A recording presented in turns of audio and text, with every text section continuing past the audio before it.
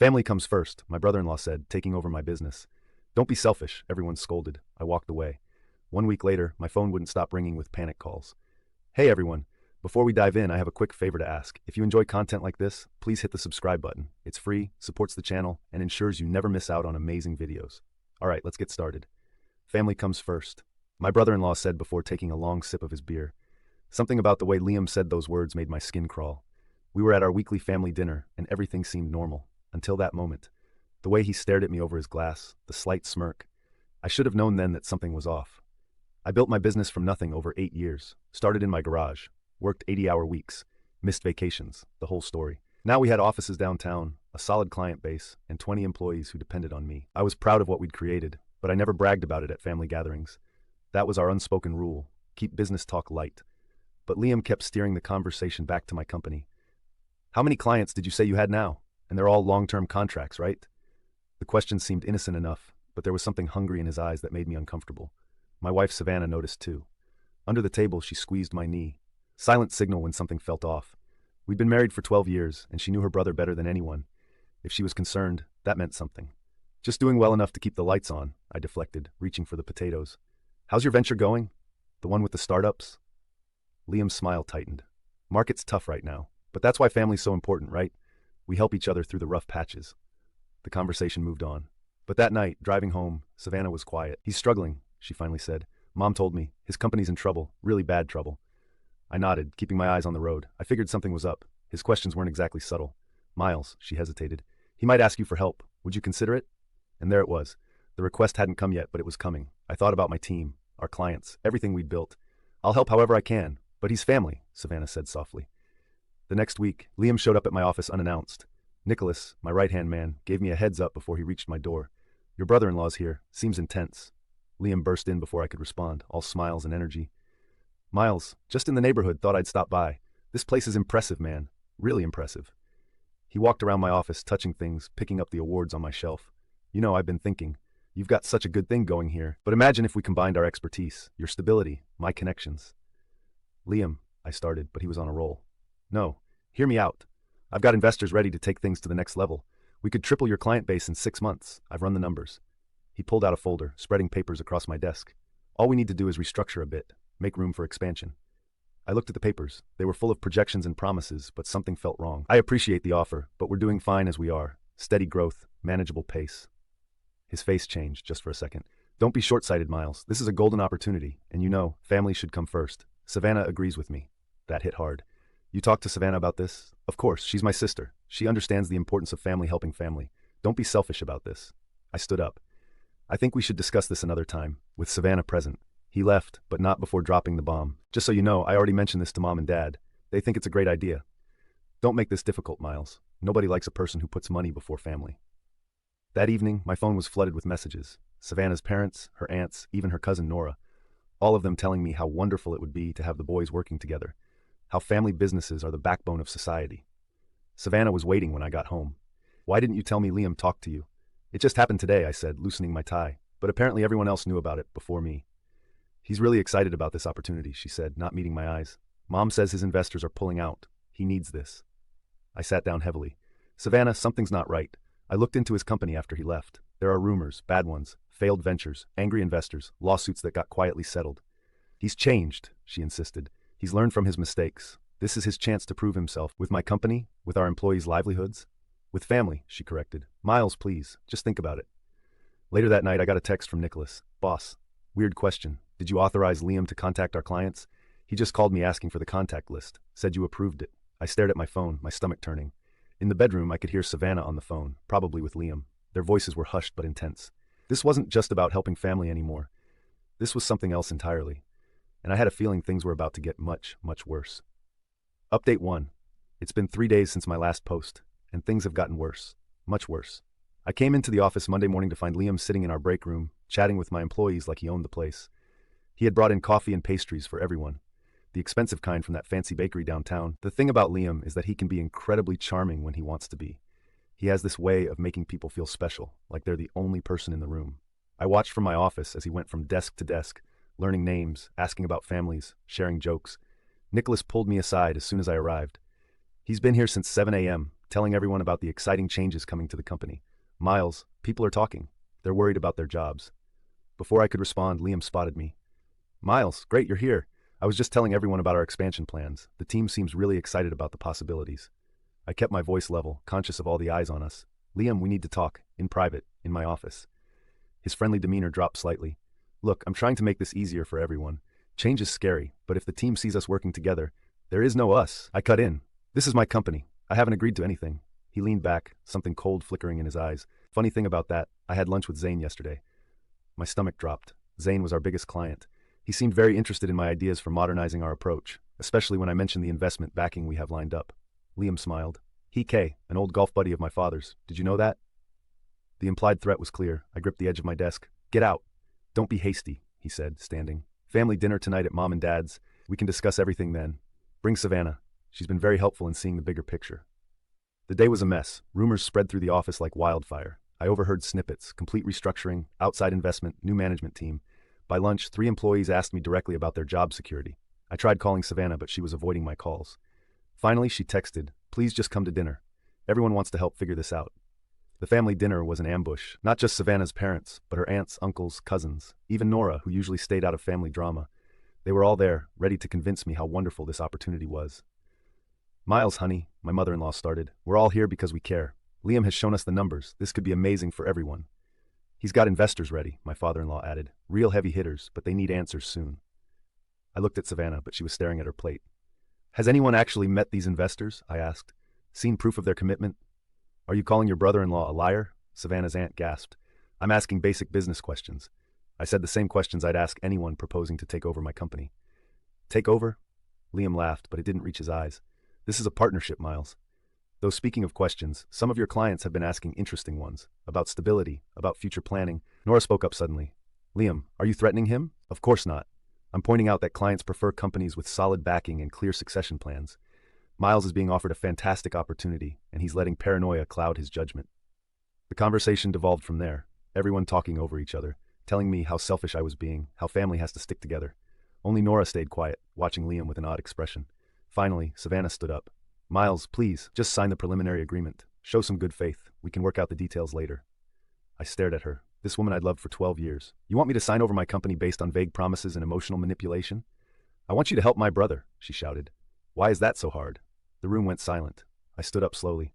I'm going home. Savannah, you can come with me now, or what? Liam cut in. You'll what, Miles? Make her choose between her husband and her family?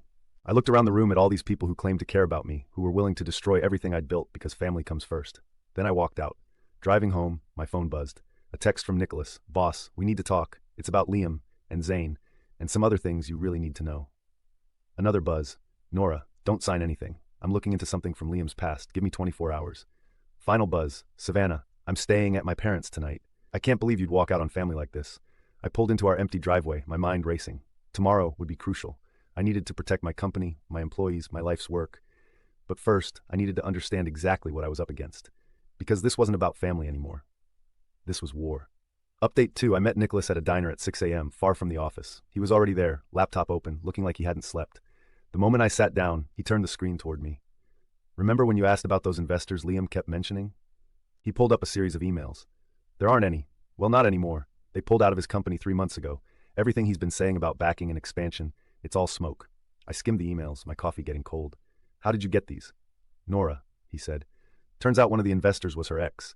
When she heard Liam's pitch at dinner, something felt off. She made some calls. The documents showed worse than we thought. Liam's company wasn't just struggling. It was a sinking ship. He'd burned through millions in investor money with nothing to show for it. But that wasn't even the worst part. He's been meeting with Zane, Nicholas continued, promising him huge discounts if he helps pressure you out. He's doing the same with other clients, trading on your reputation while setting up to gut the company.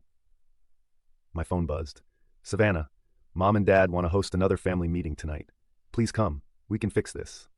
I put the phone away. What about the employees? Nicholas shifted uncomfortably. He's been making promises, big ones. Told Kelly he'd double her salary, offered Mark that promotion he's been wanting. He pulled up another document. Look at his company's payroll history. Late payments, bounced checks. Some employees went months without pay before quitting. The bell above the diner door chimed. Nora walked in, carrying a thick folder. She looked exhausted but determined. Good. You're both here, she said, sliding into the booth. It's worse than we thought. This isn't the first time Liam's tried this. She spread out papers across the table. 3 other companies, all successful small businesses, all approached by Liam during financial difficulties, all eventually bankrupted after he gained control. He finds stable businesses, usually through family or close friends, Nora explained. Uses personal connections to pressure his way in, makes big promises, then strips everything valuable and moves on. The lawsuits get settled quietly because no one wants family drama public. Does Savannah know? I asked. Nora's expression softened. She doesn't want to know. None of them do. It's easier to believe he's just trying to help family. My phone kept buzzing. Messages from the in-laws, from Savannah, even from Liam himself. All saying the same thing. Family comes first. Don't be difficult. Think of Savannah. I turned the phone off. What's our next move? Nicholas asked. First, we document everything, I said. Every email, every promise, every threat. Then we talk to Zane, show him what's really happening. Then the diner door chimed again. Savannah stood there, looking lost. She walked to our table slowly, staring at the papers spread out before us. Is it true? She asked quietly. All of it? Sit down, Nora said gently. You need to see this. For the next hour, we showed her everything. The failed companies, the burned investors, the bounced checks, every lie, every manipulation. She didn't speak, just read, document after document, her hands shaking slightly. Finally, she looked up at me. I'm so sorry. I should have. Don't, I said. Just, what do you want to do now? Before she could answer, my office number rang. Nicholas answered, his face going pale. They're in the office. Liam and your father-in-law. They're telling everyone they're taking over management effective immediately. They're trying to access the servers. I stood up. Call building security. Lock everything down now. Miles, Savannah grabbed my arm. Let me come with you. I need to face him too. The drive to the office was tense. More messages flooded in, employees confused and worried, clients asking what was happening. But now, we had proof. Now, we had the truth. You know this means walking away from them, I told Savannah. Your parents, the whole family. She squeezed my hand. No, it means stopping them from hurting anyone else. Family comes first, fine. But real family doesn't destroy each other for profit. We pulled into the parking lot. Through the lobby windows, I could see Liam gesturing angrily at the security guard. My father-in-law was on the phone, probably calling in more family pressure. Ready? I asked Savannah. She straightened her shoulders. They want a family meeting? Let's give them one they'll never forget. We walked in together, Nora and Nicholas right behind us, carrying all the evidence of Liam's past. It was time to show everyone exactly what family first really meant. Final update, I never wanted revenge. I just wanted to protect what I'd built. But Liam, he made sure this would end only one way. Security had already cleared the building when we arrived that morning. Liam and my father-in-law were in the lobby, faces red with rage. The moment they saw Savannah with me, everything exploded. You turned my own sister against me, Liam shouted. Savannah stepped forward. No, you did that yourself. Show them, Miles. I handed security a copy of everything we'd found and called the police non-emergency line. Reported a trespassing attempt and potential corporate espionage.